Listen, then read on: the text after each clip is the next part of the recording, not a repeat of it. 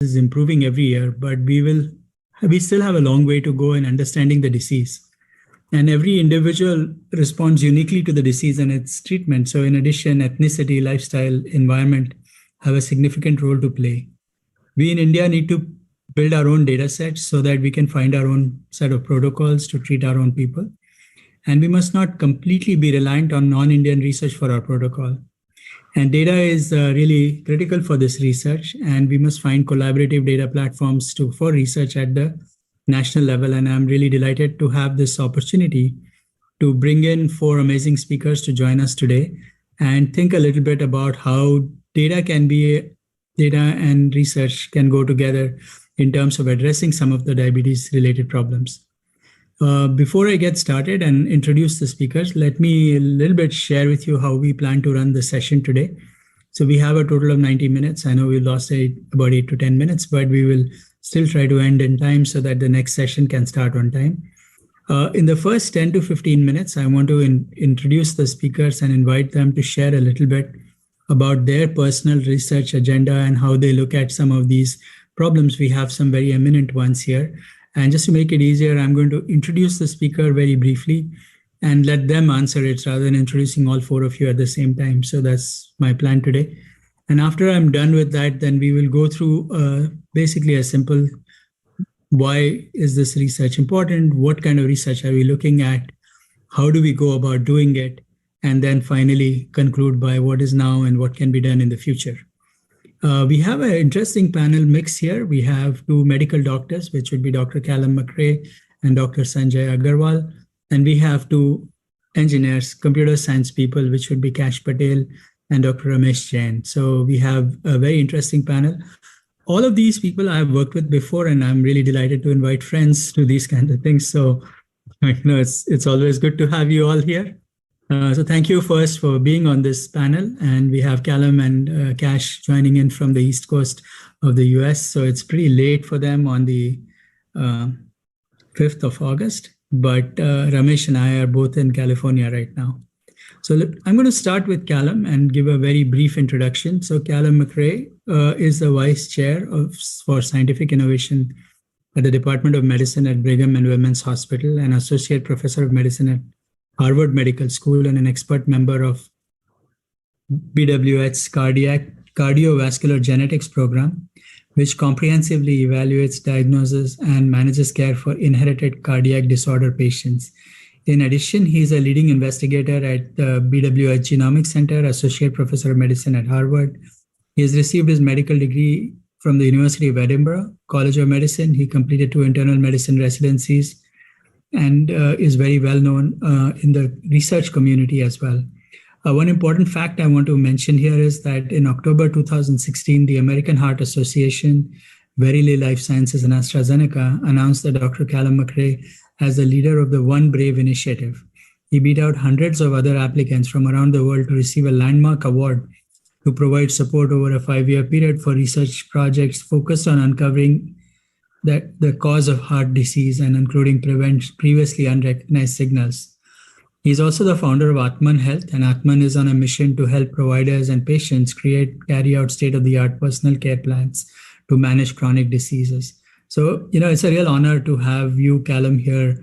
And let me invite you to share a little bit about the kind of research you are working on so that we can set the context of the discussion for the future. Well, thanks very much, Anand, for the invitation to speak. It's an honor for me to be present in this panel and at the symposium.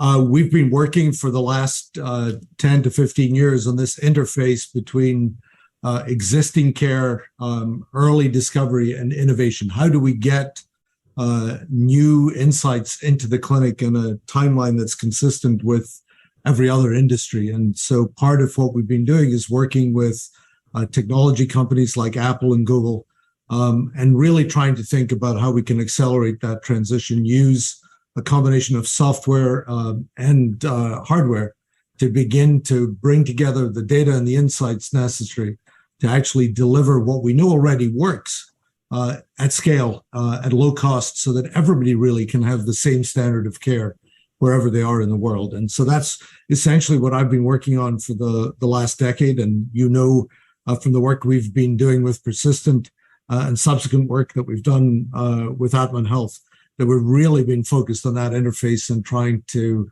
get everybody on the planet really cared for at the same level. And it's an exciting mission, and one that I believe this panel is going to discuss in some detail over the next 90 minutes. And deeply honored and pleased to be here. Thank you.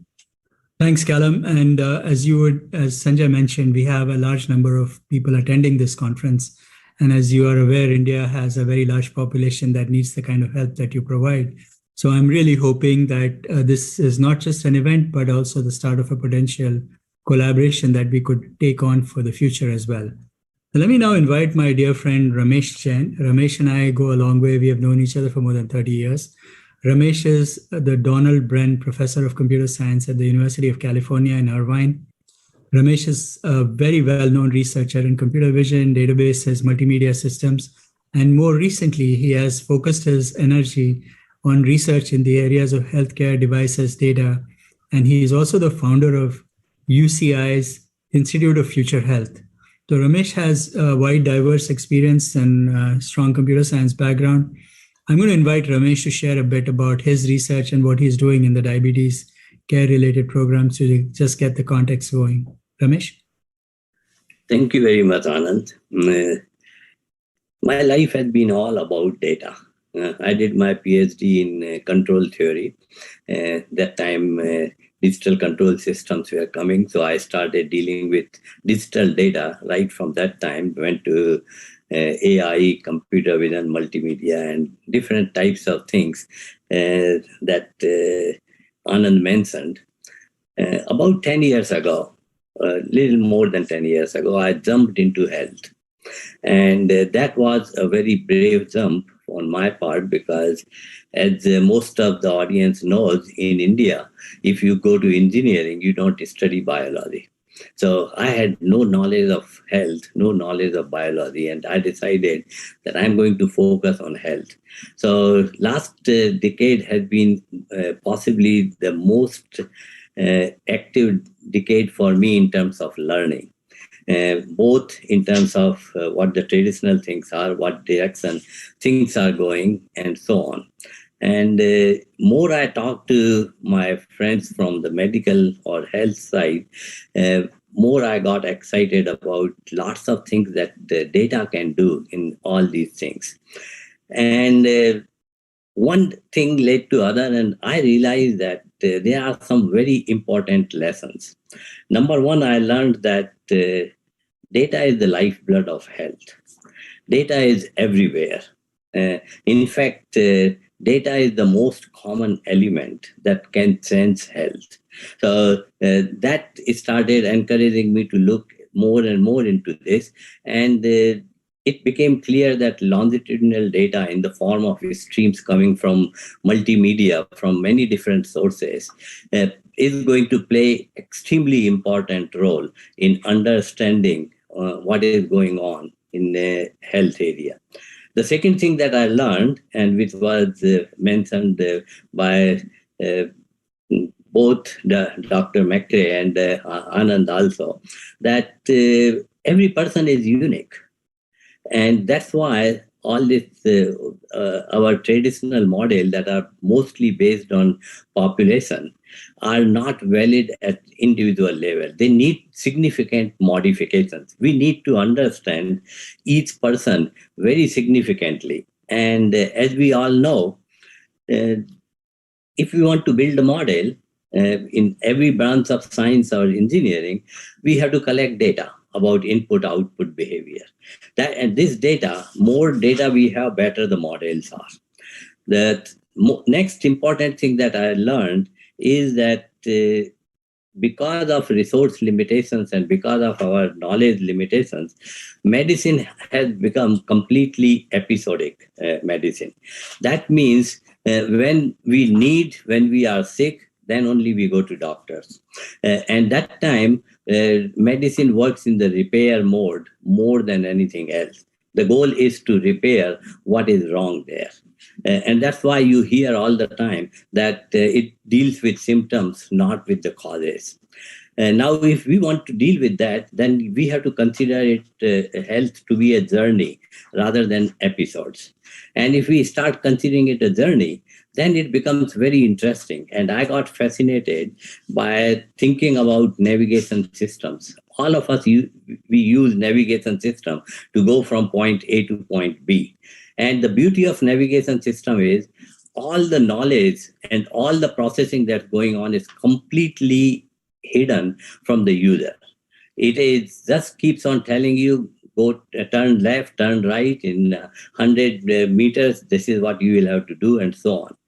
And I started thinking, why can't we do this for health?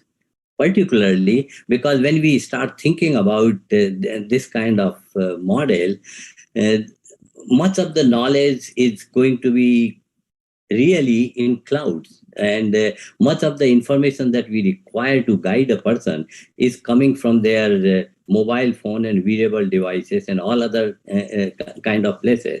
So it became clear to me that if we use the navigational model, this will be very, very important. And that's why I'm spending all my time, in fact, uh, almost complete my time in trying to understand how to build these models effectively and how do we apply these to all kind of chronic diseases, in particular diabetes, because of my friendship with one of my colleague here.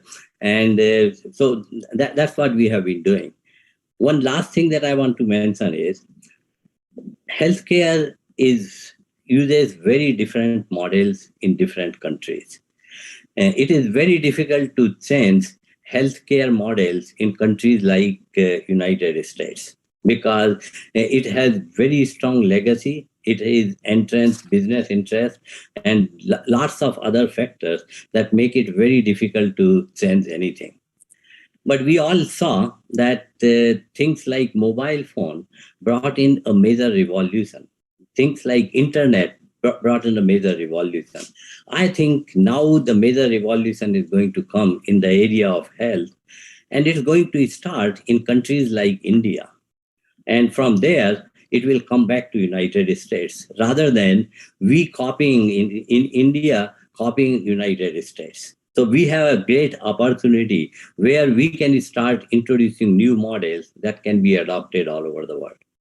Thank you very much. Thanks, Ramesh. This was very useful. And I must point out that I saw your demo of Dynavi last week and it was amazing. And I'm really looking forward to setting this up as a potential collaboration for Indian doctors who are attending this session. So let me now move to Kash Patel, who again is a friend for many years. Kash is the Vice President and Digital Information Officer, EVP at the Hackensack Meridian Health Center in New Jersey. Prior to this, he used to be the Vice President and Chief Digital Officer of Penn Medicine, and also previously Vice President Population Health and Analytics at Mount Sinai Health System. So someone who is very familiar with the US health systems, data, technology, and all of those kinds of things. And Kash, could you maybe add some of your expertise and what you're doing on this topic? Sure. Thank you for inviting me on this panel. Great set of guests on the panel too. Just like Ramesh, I'm an engineer by trade. Control engineering happens to be, and I love that part of my sort of background. I instead of moving to the hardware world, sort of shifted into the world of software on commercial solutions all around data. And then my sort of first foray into healthcare was in about 20 years ago at Mount Sinai.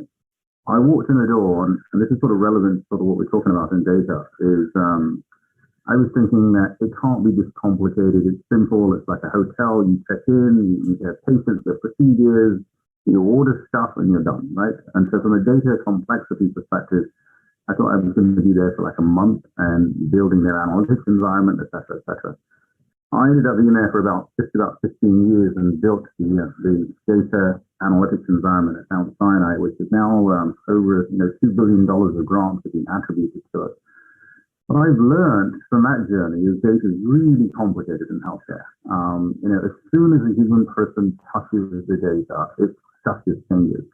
Unfortunately, I'd say America, with the electronic health record system, they're really designed for billing purposes.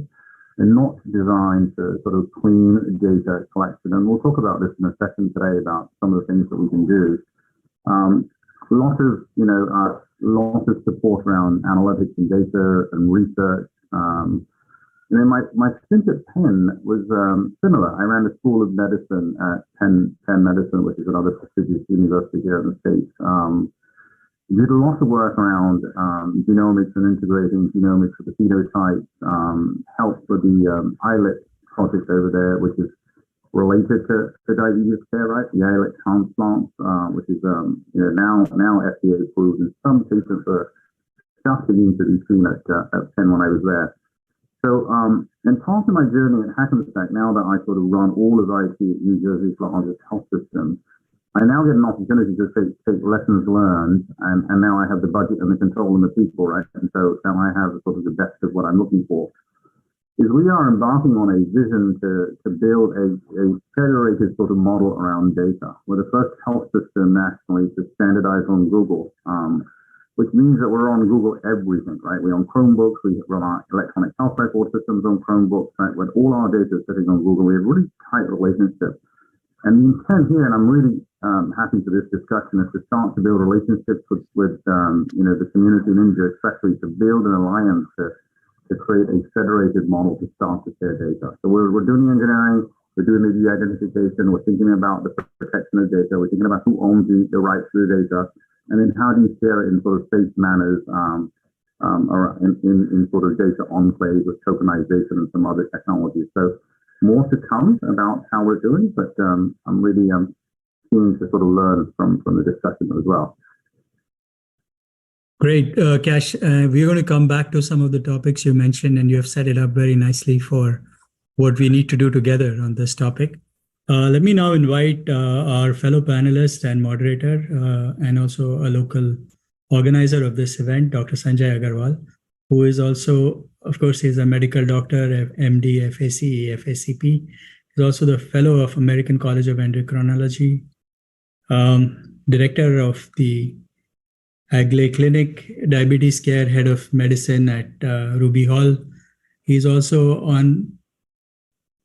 as an associate editor of the International Journal of Diabetes in Developing Countries, honorary secretary of the Governing Council of National RSSDI, and chairman of IDEC, which is what we are hosting here. So we have someone who really understands this thing.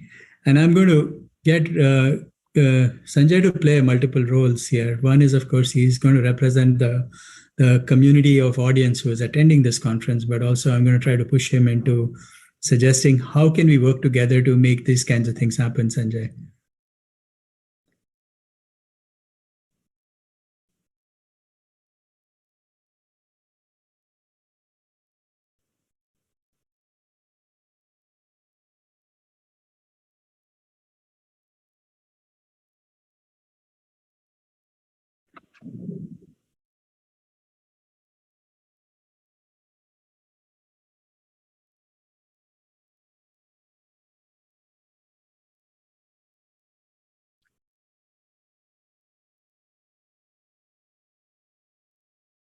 Sanjay, we cannot hear you very well. Can you ask the people in your room to not speak while you're speaking?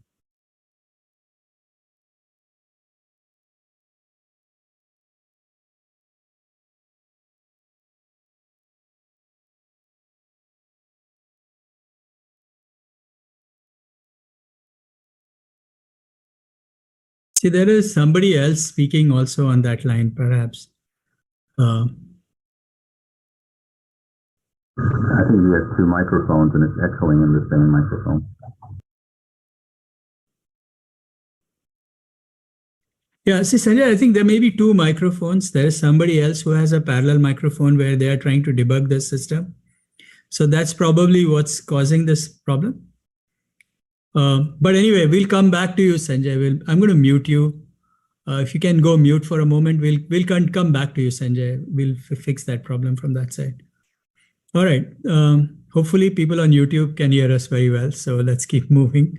Let me now move to the next part of this thing where I wanted to focus on the the why do we need to do research? Some of you mentioned the importance of personalized medicine, and the whole focus around the fact that, it's not enough that we have been studying diabetes for more than 100 years, I'm sure, and everyone has probably figured out what needs to get done. Are we done, or is there more to do research on? So if we can get Calcum to start about the importance of research and why we need to continue to be researching this topic and how it's a hard problem. Can you explain a little bit about how hard the problem is really for us to work on? Sure, of course, Anand. You highlighted it, I think, in the introduction, which is, diabetes is a condition. We now know maybe as many as 40 different disorders. Each of them have very different responses to medication, to nutrition, and also environment in lots of different ways. And in many instances, a lot of the data we've collected in clinical trials is in very circumspect, usually very uniform populations, typically of very limited ethnic diversity.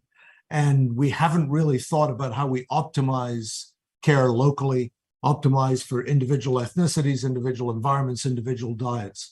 And one of the problems, I think, with medicine is that typically data collection has been about us, the physicians, and the research is almost off in a separate space. And in almost every other industry in our lives, the systems that we use are learning in real time, whether it's finance or travel.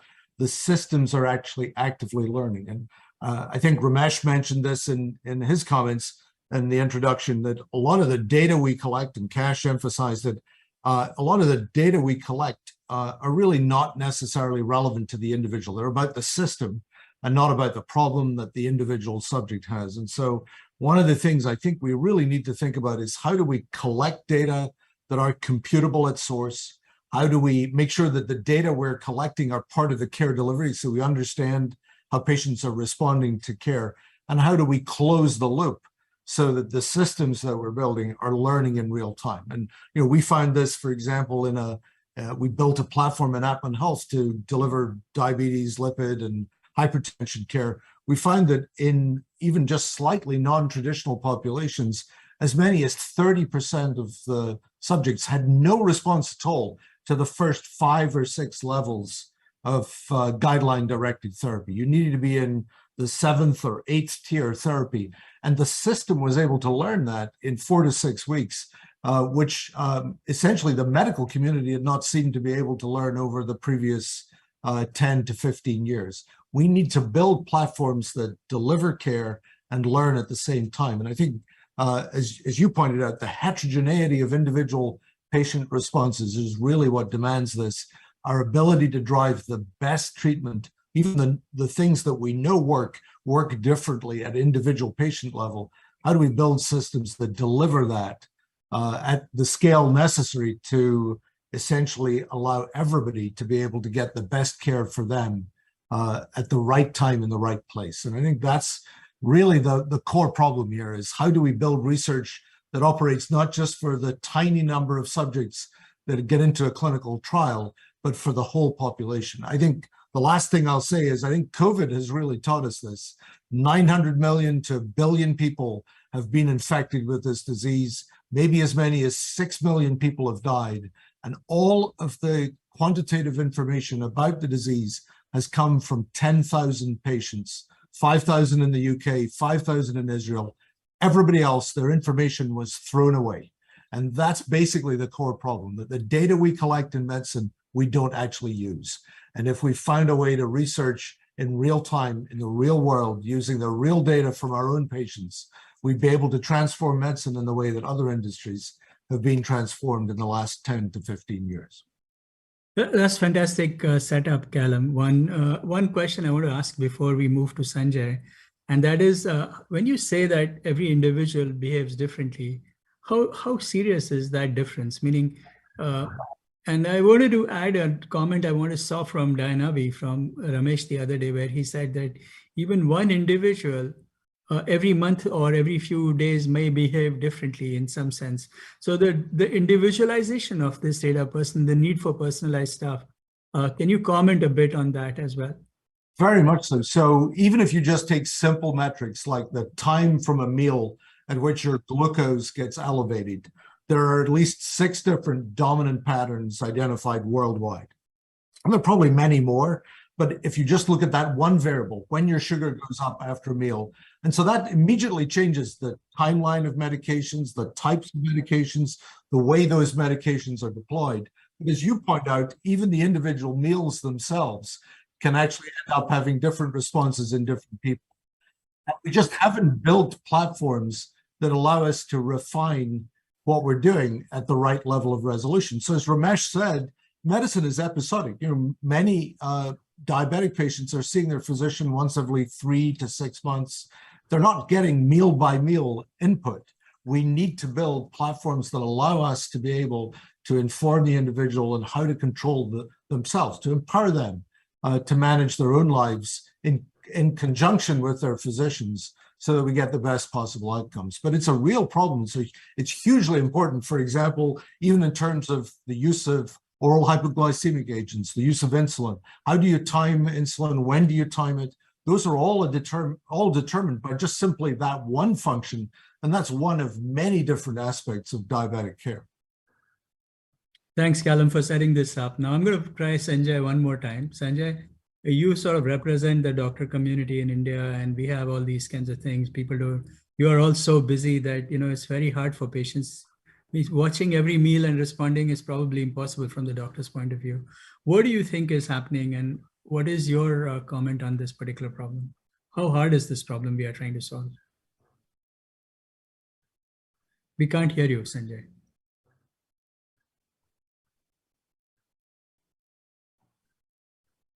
No, not yet. You're mute as well. Yeah, unmuted. Yeah, now we can hear you. Yes, very much. Clearly. No problem.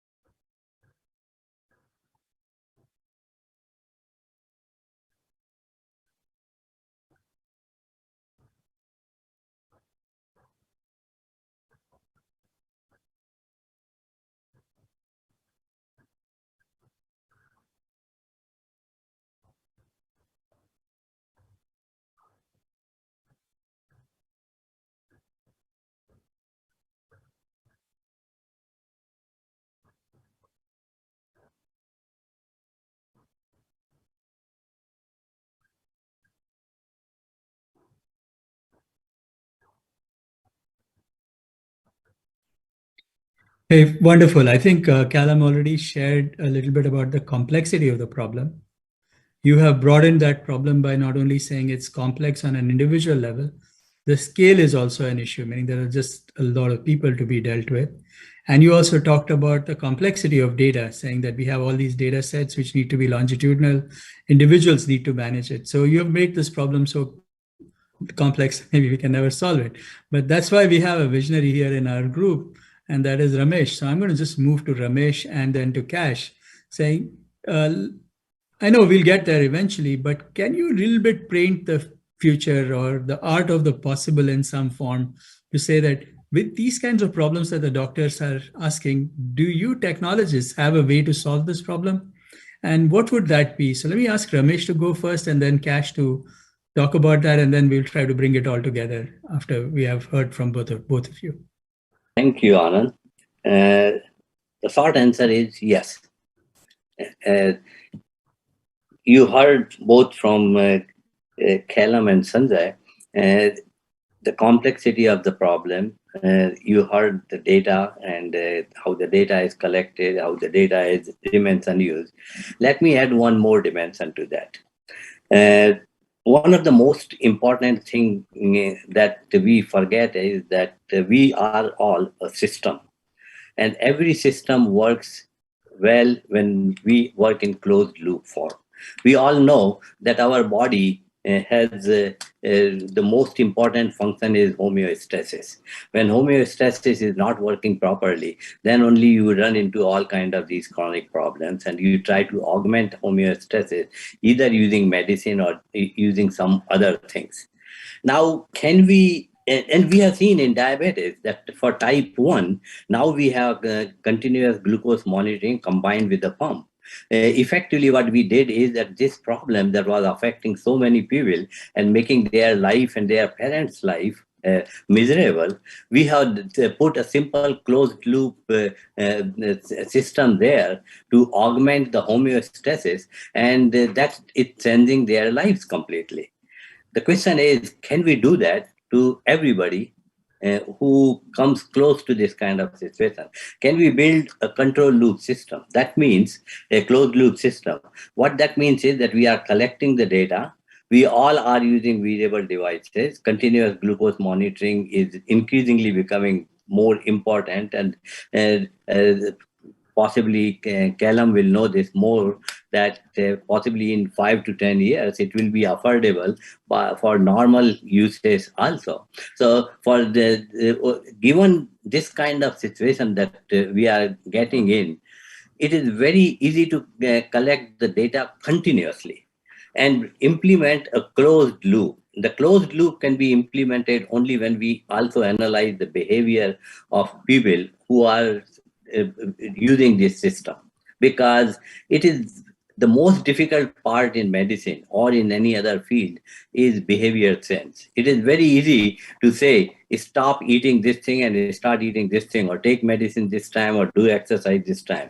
Do people do it? How are you going to motivate them, or how are you going to do this? Closed loop system will allow you to monitor what kind of approaches can work on them and what will not work on them. So these are some other dimensions that we have to start bringing in there. Anand, you mentioned about DIA-NAVI. One of the things that we started in DIA-NAVI right from the beginning was, how can we implement this closed loop system so that we are providing people feedback right from the time that they start using the system. Initially, we don't have the personal model, so we start using the population model as a generalized personal model. But as we start collecting the data, we start using the personal model. Luckily, within 10 days to 2 weeks, we have enough information about the person that we can start advising them enough about them. So my thing is, yes, we can implement all these things. We will have to build a complete closed loop control system, or as they call cybernetic systems.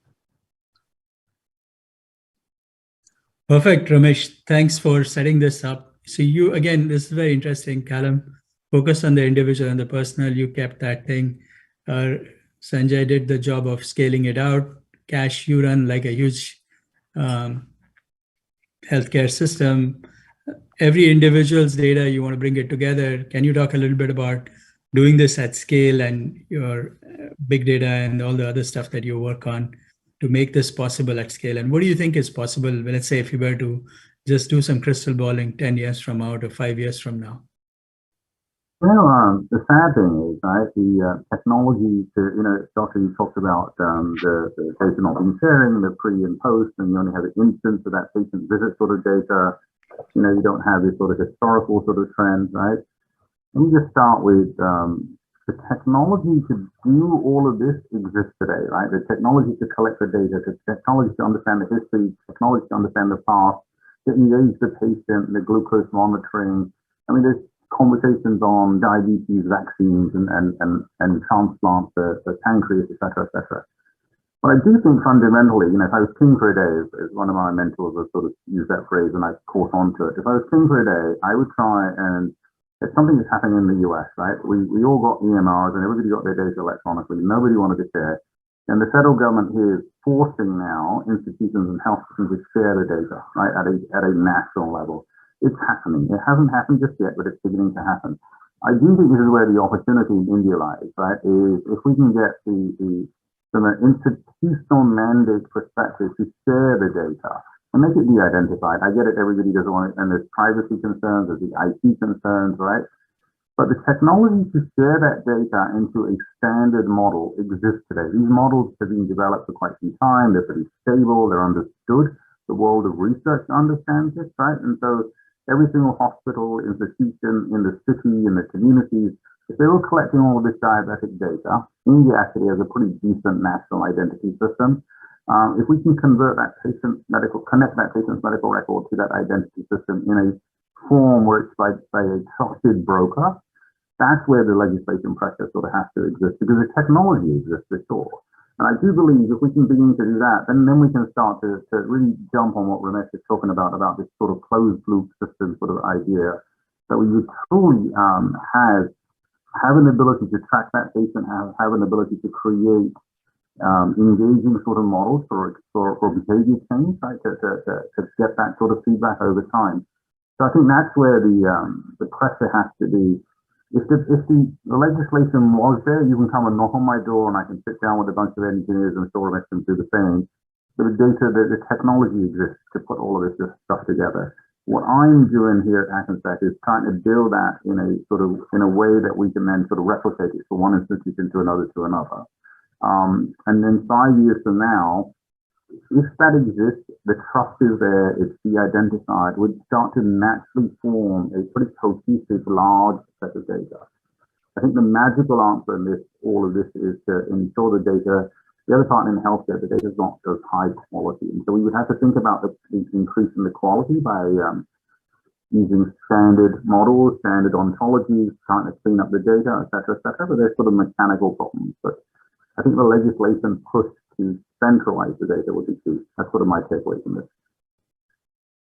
Thanks a lot, Kash. I think we've set this up very optimistically from the techies. The techies believe that this can be a problem we can solve in the next 5 years. 10 years. Yeah, okay. 10 years, great.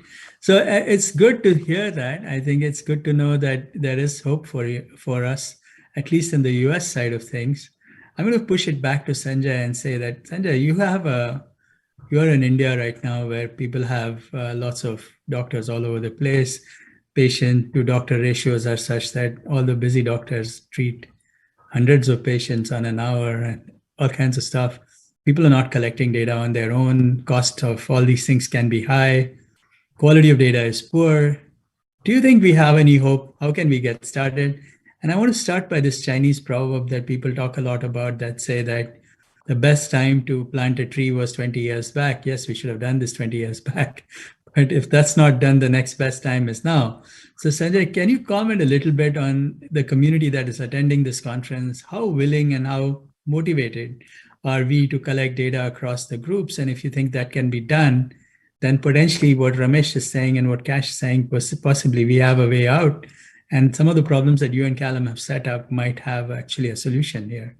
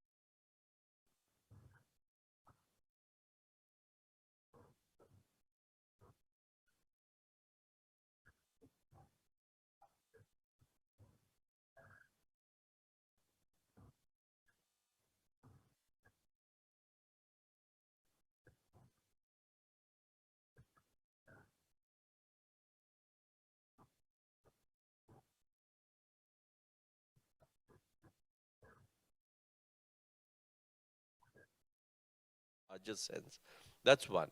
Number two, we don't have any way by which, like we had, both of us were talking with a lot of people about the I2B2 system that was there.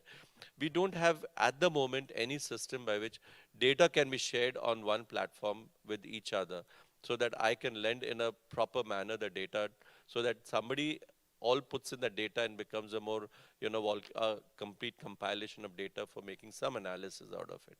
So while there is a inertia on giving data, there is also the fact a lot of apprehension about data that comes in the public domain or maybe a more close group domain that is there. And the third is the quality of data that we are giving is also a concern that even if I give the data, will it have any sort of a meaningful meaningful use out of it all to somebody who's making something out of it. So this is where the problem lies, that we don't have enough intelligence about it. We don't have enough awareness about it. And I think we need to start small, have group of people who can share data like the I2B2 that we talked about earlier. And once that works, the model works very well, then go outwards and see that more and more people join this. RSSDI, of which I'm the secretary, and IDEC, which I'm the chair, these are sort of bodies that can make it possible. Because if we start using it from our bodies, people think that, yes, we have already gone through all the nuances of making sure that this is safe and we can give data to such bodies and they will be protected in every kind of a way. So I think bodies like ours should take up the cause and make people aware about the importance of data. And for that, we need to have platforms created by you to see that how can we make this easily available for people to load their data onto and yet have the security that that data is not going to be misused in any kind of a way. Thanks, Sanjay. I'm going to now push it to Calum and to Kash because you are the real people who have addressed some parts of this problem in different forms. So Calum, I know you've been working with a fairly broad BWH system, and you have data from other hospitals and other people, and you're part of many research groups where you have collaborated with data for other people. So what is your guidance to India and to RSSDI and to IDEC, and what should we be thinking? So that's one. While you answer that, I want to also push one more thing in it. So there is this other discussion that I've been part of where everyone says, okay, just collect all the data and then we will figure it out, right? The reality is that it will take years to collect all the data. And after we have collected it, we might find out that we have only collected garbage, right? So how do we ensure that we are doing incremental progress and we have the ability to collect and use the data while it's being still collected? Because we'll never have it perfect at any one time, but still good can be done with incrementally improving quality of data. So if you can comment a bit on that, Calum, and then I want to take Kash's view on it because he also deals with millions of patients of this kind. So I think, I agree with everything that Ramesh and Kash and Sanjay have said so far. I think there are a couple of things that I think are worth pointing out. One is that the majority of patients are actually willing to give other data from their lives routinely if they get something of value in return. And I think one of the things that we need to really ask ourselves is, why do we treat healthcare data so differently? Well, it's partly because we get nothing of value in return. And so the one thing I think is missing from all of this, so actually one other thing I want to say is, I think India has a unique opportunity. India has led the way in things like microfinance, the ability to build things at scale, the incredible diversity of the Indian population, the ability of India to adopt technologies in ways that other countries have not managed, I think, as Kash alluded to and Ramesh has also mentioned, really is at the forefront. There's an opportunity for India to do something transformative and to then bring it to other parts of the world. I think that's totally true because the resistance to change is different. There's an innovative culture, and there's also somewhat less structure to break down before you can replace it with something new. But the one thing I think that's missing oftentimes in many of these deployments is actually transacting on the data that you bring in. And this is what you were alluding to, Anand, I think, when you said we can collect data for 20 years, but then all we have is really a pile of data. what we need to understand a system, to understand the human system, to understand the healthcare system, is to understand how to transact within it. And that's I think the entire message of closed loop approaches is you're continuously optimizing, and you can do that at local or global optima. You don't need to basically wait for 20 years to end up with an improvement. And I think in order to do that, you need actual clinical care to be tightly coupled to the data that you collect. You need to know, these are the data I collected, this is what I did with the data, this is the output, and then iterate on that cycle. And what we've seen is when we do that, we start to learn in very rapid succession. We start to build increments that they may not necessarily change our understanding of the disease within weeks, but what they do is they change our ability to manage the disease within weeks. They change the workflow within weeks. They change the cost of care delivery within weeks. And that, I think, is really something super important to make sure that we're considering, is how do you build systems that actually transact on the data? I mean, for example, when we looked at the Harvard primary care networks, there are 5,000 primary care doctors in the Harvard system. There are 4,800 choices of the first 2 drugs in diabetes. So unless you standardize the inputs, you're never going to be able to learn anything meaningful about the output. So I completely agree with everything that Ramesh and Kash and Sanjay said about standardizing data collection, but you also need to have some form of standardization of the transactions that you make on those types of data that you collect. And I think until we get that right, till we collaborate around that, we're less able to learn at the speed where everybody feels like they're getting some benefit from it. The patients, the physicians, and the systems all need to see upside in a very short space of time. And that can only really happen if we're all working together to do this in concert. But I totally agree with Sanjay that starting with a really solid base of rigorous data collection and then thinking about how you build the systems to transact on that is really important. That's how we built Appman Health. That's what we're trying to do inside the Harvard system. And I believe it's what Kash is trying to do. It's what Ramesh is trying to do. I think there have to be ways for us all to work together to do this at the scale that's necessary. You know, you look at every other industry and there are hundreds of millions of transactions a day flowing in, improving the outcomes in everything from Uber to Visa's fraud detection. In healthcare, everything is local and hyper-local at that. So there's almost no meaningful information. It's one physician, one provider. And to some extent, that's us that have set that up. The physicians have resisted thinking about how to systematize the bits that we know how to do. And I think in the long run, what we need to do as physicians is give up some control to the patient and to the system of the things that we know that work, so that we can spend our professional time working on the areas where it's much less clear and where actually cognitive input from the physician is really an important contributor. And if we get that balance right, I think we'll all see some significant upside. Amazing. Very good, Calum. I think one other important point you made, which I want to re-emphasize, was the fact that I think as patients who contribute the data or medical practitioners who bring that data through their patients, what do you get for it is the fundamental key question, and not answering that is not going to solve any problem. So that's a question we must answer before we go too far. So Kash, maybe you have some comments on this. Before you go to Kash, go ahead, can I? Yeah, sure, Ramesh. Yeah, Ramesh, go ahead. Sorry. I want to support very strongly this point that Calum made, that people are willing to share their data. People are interested in sharing their data if they know that it's going to benefit others and they are not going to be harmed. Okay?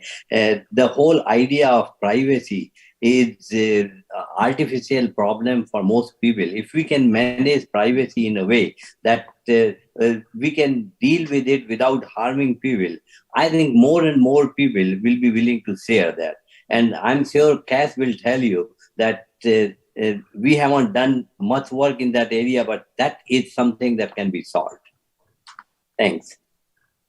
You know, Ramesh, you just hit it on the head, and I think honestly, just listening to I think IDEC, you have an opportunity as an organization to act as that trusted broker here. And so let me sort of, back up a little. We talk about the data trust, and we want to share the data. It's my data, I can make money from it, or patient harm. The technology exists where we can put the data into a bucket. Somebody, the trusted broker, can take that data and then sanitize it, right? Make it safe, de-identified. But as part of that process, you know what Calcum and Ramesh said, we can increase the quality of it by creating standards, by creating ontologies, right? Creating quality markers around that data as it sort of comes in. So it's not a large container of spaghetti, right? But if you create that, and you also take into mind, let's not worry, let's not cure world hunger. Let's not sort of say we're going to get all data on all patients about all diseases, right? We're going to focus on diabetes. We're going to focus on this cohort of diabetes, maybe it's type 1, maybe it's type 2, maybe it's some particular kind. And we start to build those use cases, you know, one case at a time, and we start to build a discipline. I think IDEC is sitting on opportunities. It can be the trusted brokers to bring that data in, people like Ramesh and Calcum and myself. On the engineering side, can help with the models, and IDEC, by the way, makes me cringe as an engineer, by the way, but that's a personal story. But there are lots of interesting models out there that can help us ingest the data to scale. The technology definitely exists. But that discipline, I think the IDEC has an opportunity to become that trusted broker. Once we've got the data sets, then we can start to combine all the other interesting data sets that we talk about, right? The social data, the environmental data, the diet data, the behavioral data, which is actually pretty freely available. Inference data, marketing data, that stuff is pretty freely available. Like people share that without thinking about it. So I think creating that trusted broker, the quality, you know, field and the quality and creating the right sort of phenotype and the right ontologies will give us clean data. Once we get clean data, then we let loose the likes of Calcum and others to do their magic and what they do. So I think that's an opportunity if we're sort of thinking forward what your organization could do institutionally in the country. Yeah, and been also watching the clock here. We have about 30 minutes to go. Sanjay, one quick question, just a logistics one. Is it going to be possible to get any questions from the audience, or is that not something we should consider? I don't think we'll be able to get the questions from the audience because it's not figured that way. So we'll continue. Okay, that's fine. But I'll keep collecting the questions at my end as and when I receive it. Perfect. So before we get into the next part of this conversation, where I want to go to one of the questions I would like to ask Calcum and Kash and to Sanjay to some extent as well. See, on one side, it feels good to collect CGM and hundreds of data points across individual, but now consider the group that we have listening to this out of India. Is there some basic data that can we get started? You know, is it necessary to have everyone to have CGMs and continuous monitoring of hundreds of parameters? Because that would pretty much make things very difficult. So if you were to say 101, step one, we don't have anything, we want to get started, and we have all these doctors attending, can you give us some guidelines on the basic stuff that we can start with in the version 1.0 for the first 6 months, and then we can incrementally keep increasing the quality and the quantity of data we collect? So is it possible to collect few things to start with and then keep increasing that? Or how would you recommend we go about this at national scale?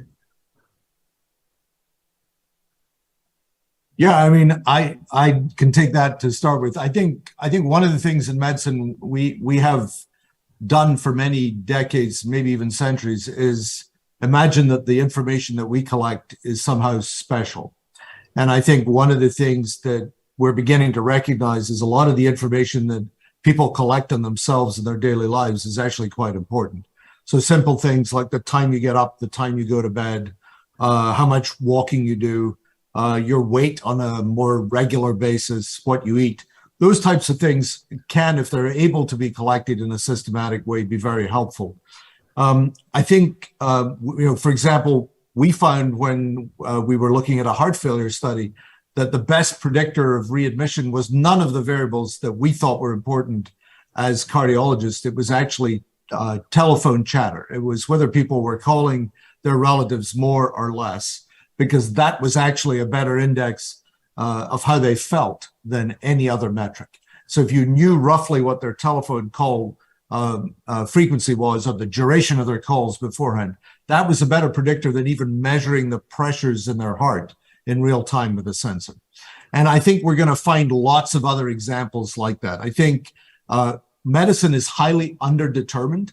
We need to start to bring in a lot of new data And we can't afford to have every piece of that data be validated in a clinical trial. We need to be able to collect information on everybody where they are. And if that's your telephone use, if it's the time you spend driving, whatever it is, I think it'll end up being important. But there are some basic metrics that are disease specific for sure that are super important for us to collect. But in many instances, they're very simple things done well, reproducibly, and you can actually train people to do that themselves. I mean, we've seen efforts in the past to have people trained to take their pulse in the morning when they get up and sit on the edge of their bed. Those types of things over time can be really useful. Daily weights, really useful. Actually, one other example, we spent a lot of time working with a scale company on heart failure predictors. Again, the best index was not their weight, was not their cardiac output, was not their ECG, it was their balance on the scale. So when you actually are sick, you find it more difficult to balance on the scale than you do when you're well. That ended up being the best predictor of readmission. So I think we just need to be much more circumspect and open in thinking about the data that are important.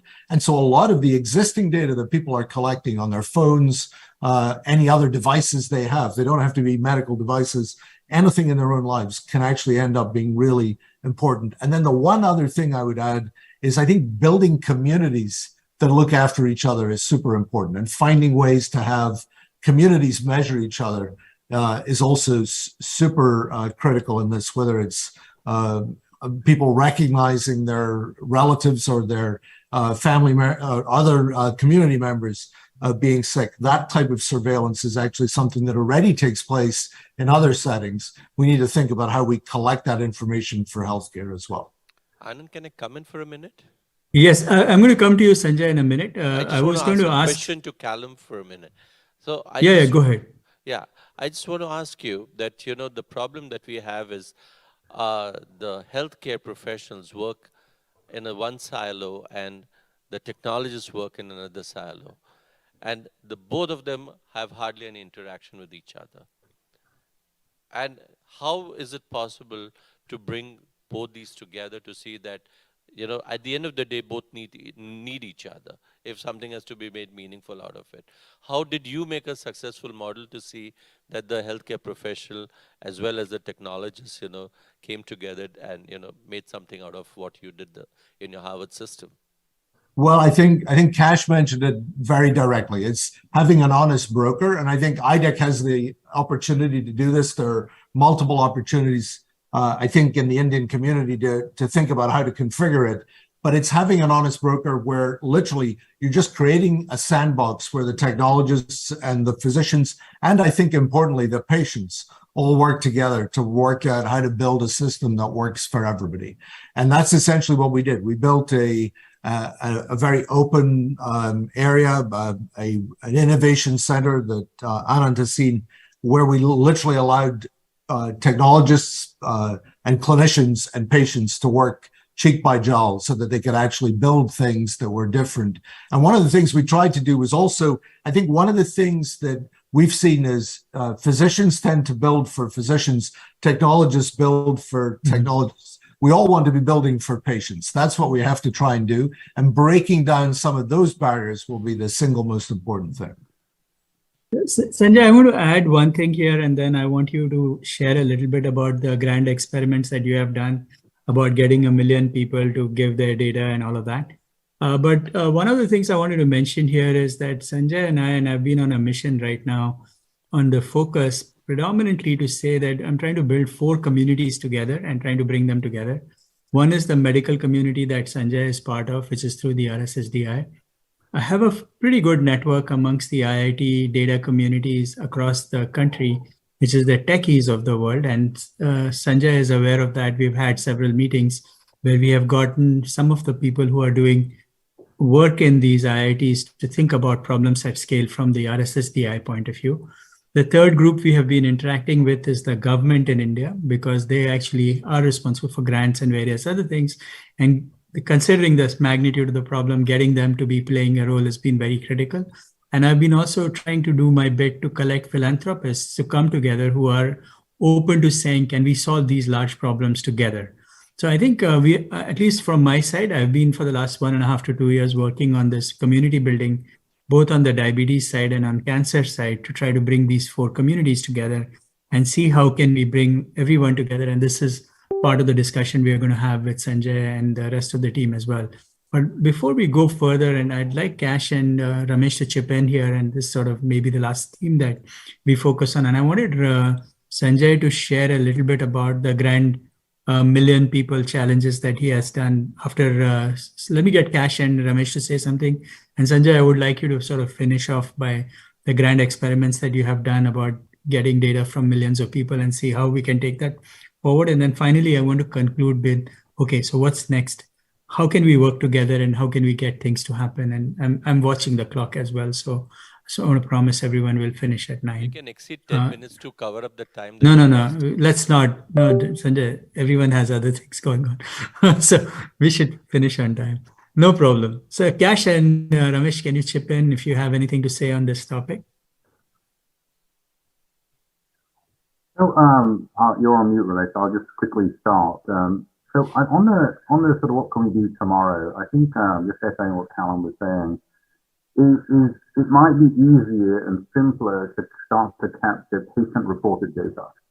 In India, I get the challenges. These systems are different, the technology is different, the sharing is not there, lots of smaller institutions. So flipping the sort of coin, as it were, and thinking about capturing, the patient-generated data, there's a huge audience, very, aware with cell phones, right? And the availability of having those devices attached to the hip. And I think getting the patients trained and educated, maybe an app, maybe, some sort of behavioral change incentivized, but there's an awful lot of data to what Calum was saying that's available easily. So that might be a really good way to sort of accelerate that sort of data capturing piece. That's where I would start in the short term, because the other ones are going to take a little longer to do, right? The legislation, the technology, the sharing, but the patient-reported ones is where I would sort of start in the short term. Ramesh, you want to add anything? Yes, I think the difficulty of finding right people was much more challenging, I would say 10 years ago than it is now. I run into lots and lots of doctors who are practicing doctors, but they are so much aware of the data issues that it's kind of mind-boggling. And similarly, lots of technical people are becoming increasingly interested in some of these things. Coming back to a little bit about the data, one issue that we did not address, particularly given that we are talking about diabetes, is related to food issues. Because food is clearly the most important item here. And in addition to the technical problems and the chemical problems with respect to food, I think the bigger problem in every country, and particularly slightly more serious in India, is the amount of disinformation that is there about food. When I talk to lots of experts in nutrition area, and most of the time I hear the term that 90% of the information that is available about food is disinformation. What can we do to improve this situation? Could be a very important contribution to things like diabetes or many other chronic diseases, because ultimately we all have been talking about how important is lifestyle for these diseases, and in lifestyle more than 50% is food. And you brought up a very important point, Ramesh. And in India, as you know, we have all kinds of variety and complexity that makes it very difficult. So Sanjay, I want you to comment a little bit on the million people thing that you did, and just to share that as an example. And then my suggestion was that if you are looking at some of these, what does the next $1 million experiment that you are trying out could look like? And is there a way to take some help on some of the items we should track? So before I start, I just want to introduce you to Dr. K.M. Prasanna Kumar. He's from Bangalore, and he has been part of from the inception of RSSDI, and he gets the IDEC Medal of Honor today for his exemplary work in type 1 diabetes and so many other areas. So we are very privileged and privileged to have you with us today. And I'm going to ask him 2 minutes also to contribute his, thoughts about this. But I'll just take this forward as to what you mentioned. Uh, Last year, we realized that less than 30% of the people actually, or about 30% of the people test their blood sugars. And we realized a large population of people don't even know that they have diabetes because they've never tested their blood sugars. Given that fact, we wanted to create a countrywide awareness that can we make people aware to just test their blood sugar once at least, so that if they test their blood sugar, at that point of time, maybe we will be able to pick up undiagnosed diabetes. And we know that across the board, about 50%, 57% of the people know that, do not know that they have diabetes. So given that, we started a campaign of awareness, and we touched in 100 days, 128 million people through social awareness, print media, or TV channels, and we created an awareness program.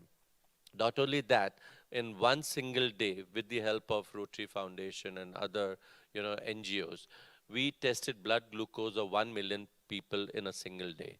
And we had some basic information collection that we did on that particular day, where we talked about their BMIs, their random blood sugars, and some of the other parameters. So that entire data that has been collected has been now given to the biostatisticians to interpret and tell us what will come out of it. So we've had some interim data, but we're waiting for the full data analysis to really publish that. Going forwards on that, we this year have started Save the Feet, Keep Walking campaign, and that's in the progress right now. The idea was that people with diabetes tend to have feet issues, and a lot of people lose feet because of either bad management, missing out good care. They have amputations, deformities, which make life difficult for them. So we wanted to see that people get aware of the fact that they should look at their feet. Doctors should get aware of the fact that they need to look at people's feet to see that we can pick up feet at risk early, and we can save feet in the long run. So that was the whole campaign, to say save the feet, keep walking. And we've done this. We've created an online platform of data collection of how people present to us in the clinics, and we're trying to see that with that entire data that we're collecting, can we make some interpretation out of it? It's a month-long campaign, and we are last week into that campaign. And till now, we've had about 20,000 people who have been tested from all across the country. There are about 9,000 doctors who have signed up for this, and we have collected a data of 20,000 people in terms of their feet, looking at their feet. So we are hoping that we'll get at least about 30,000 people whose feet would have been examined by all across the country. So we're trying to see that these meaningful awareness programs can not only give us awareness, but also give us some data to see that when we look at large populations that we are studying, that can we make some interpretation out of this for the future. I'm going to just ask Dr. Prasanna Kumar to also chip in and ask us. Good morning, everybody. Thank you, Dr. Sanjay and Dr. Anand Deshpande. My view is, our talk is data capture and analysis. How do you capture data? Less than 3% of tertiary care have any EMR. Without EMR, to capture data at one point has no meaning. I want vertical data as such. And not to talk of secondary and tertiary care, it hardly exists. So we should have EMR, because I have been using more than 2 decades, then data capture will be perfect. Next thing is uniformity in data. If you do not have uniformity in capturing data, it will be trash in and trash out. In a country where probably more than 70 million population have diabetes, you say capture 10,000, 20,000, 30,000. What does it matter? And what are you picking up? Tertiary care, not even secondary and primary. 90% of diabetes care in India is in primary care. If you do not do it, then the data, whatever you say is represent, is skewed. It does not matter to me at all. Then the question of analysis and all. So do we have an EMR? And unless it is made mandatory, whether you are primary, secondary, tertiary care. Outpatient, it is abysmally low. I have seen my colleagues even tertiary care. And talking what Dr. Anand said about the government, yes, digitalization of the health. Nobody knows what digitalization. And is it voluntary or compulsory? They may ask just like your age, sex, blah, blah, and other things. Are you diabetic? Yes or no? It is voluntary. Then what about those who are not voluntary? What data you will capture? And it depends. Many people may not even disclose. There's a huge problem telling that we are going to get data, every patient. Will not happen unless it is compulsory and mandatory, where let us say cancer registry and others where it happened, and some infectious disease. Unless we have it, another 10, 20 years we'll be discussing same. We'll not be able to keep one society, one organization, 5,000 doctors, where there are probably 150,000 doctors, where you capture 5,000 doctors. And that to a tertiary care. It doesn't mean anything to me, whether standard of care, analysis, complication, management, everything. I think we should have a system in place and then only talk about collecting data, analysis.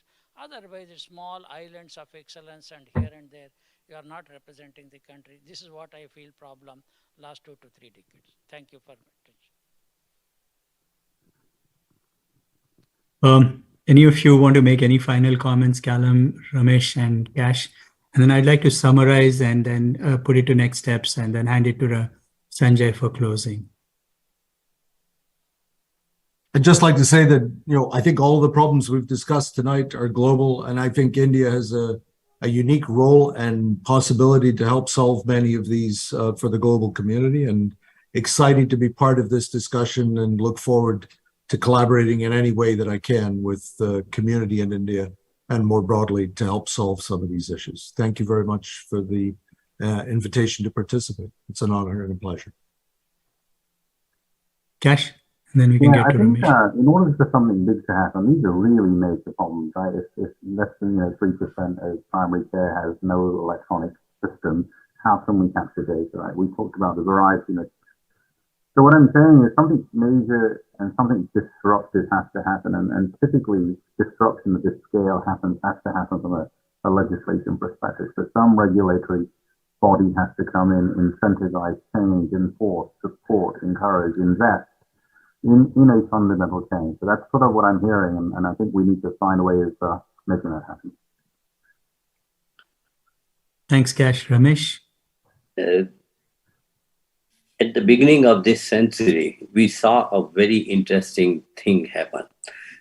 Many countries did not have any communication infrastructure. We did not have landlines.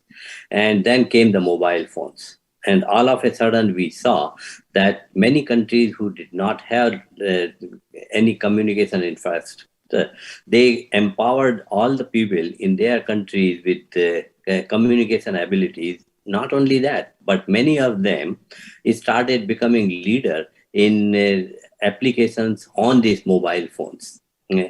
I think some of the problems that we have discussed, and we were talking about Indian situation, fall exactly in that kind of situation. We just heard from Dr. Prasanna the issues that we face, and everybody talks about we not having this device and that device and data standards not being there. But Anand, you have been involved in seeing how Aadhaar was launched and has been quite successful. If in a country Aadhaar-like system can be implemented, then I think we can do lots of things. And many of the things that we consider as a problem that we are facing in India, they can become really our strength in the sense that we will know how to solve those problems. And believe me, every country has those problems. Most of the countries have those problems. And if we consider this problem as an opportunity, as the Chinese proverb says, so Anand, I'm following you again, quoting China, that there is no problem, there are only opportunities. So let's consider these to be opportunities. And it goes without saying that I'm very interested in working with this. I started already working with some institutions there, and I would be very happy to work with anybody who wants to work on these problems. Thank you. Perfect. And before I hand it back to Sanjay, let me make a few comments to close this discussion. So first, thank you all for being part of this session. I have learned a lot from this. I hope all of you benefited from this session as well. Like Ramesh, I tend to be very I am an optimist, and I believe that we will solve these problems in due course of time. I've been part of the Aadhaar system as a board member. I've been also part of iSpirit and UPI and various other things that have happened, including the bank accounts that we have increased for us. So it is possible to do these kinds of things at grand scale in India. And I must say, having worked with Sanjay for the last 2 years, I find RSSDI is a very progressive organization, and we have an opportunity here to disrupt. And what I'm trying to do along with Sanjay is to bring my network along with his network. And my network is mostly on the technology side and some of the international people that we have in this call. And I'm really delighted that you have agreed to work with us on this. I think we have a plan that is being worked out. Sanjay can perhaps share it during the conference, but we want to see how to build registries, how to build federated research data set, so that we can start with incremental problems and keep increasing the complexity of how we get through them. Thank you all in the audience for being in here as well. And since I think it's best that we end locally while Sanjay is in person, I'm going to hand it to Sanjay. And Sanjay, I'd like you to thank you also for being part of this, and your concluding remarks, and we close this session. Thank you very much, Anand, and I would like to thank each of the panelists for sparing time and being with us today. I think the entire discussion has been very insightful, and I think it's now time for action, and we have to look for the future. Whatever has been the past has been a learning for us to think that what we should, do for the future. And unless we start, looking at this entire journey of how we can now look the integration of digital with digital health in our own clinical practice, it's going to be difficult for each one of us to function and make better care systems for the patients. So I think we need to all get together, the technologists, the healthcare professionals, all of us have to work and not stay in individual silos. And I think come together and see that, can we make models of care in terms of prevention as well as, better care, so that our patients can benefit in the long run. So with this, I would like to close the session and thank each one of you for being part of this panel. Thank you so much for your journey.